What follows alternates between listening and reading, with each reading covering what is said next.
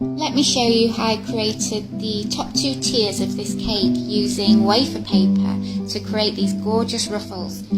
So you're going to need wafer paper, not to be confused with the rice paper often used in cake decorating. This is wafer paper that you can make toppers with. Now I've got a 2-inch circle cutter and I'm just punching holes out. Make sure you make way more than you think you're going to need because this does use a lot. So then you're going to fold each circle in half, and then we're going to start building up those circles using a little bit of water, only a touch of water, because wafer paper and water doesn't mix very well. Too much water and it will melt your wafer paper into mush. So as you can see, I'm building the circles up. I've got some using 3 circles, some as many as 7 circles.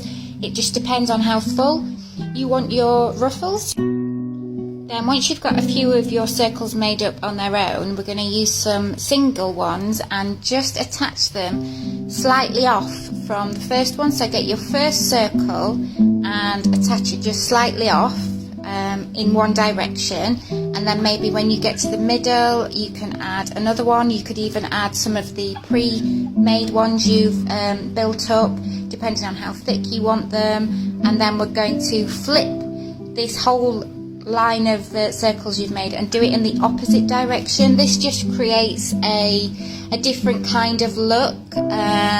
Great if you're wanting to do the cascading look, but the single ones again are perfect just to pop on their own, or just to fill in gaps when you put everything on the cake.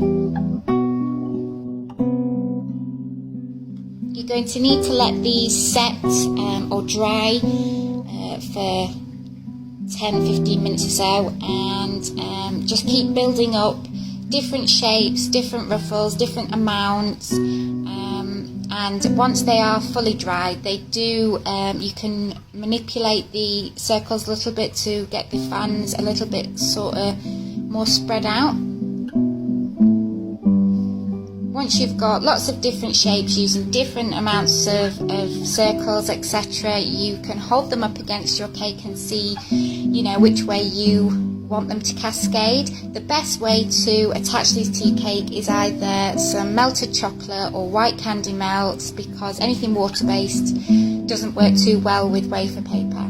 And just look at the result once they're all on. Some are fuller in the middle, and you can add sort of separate ones on, but fairly straightforward and simple but gorgeous.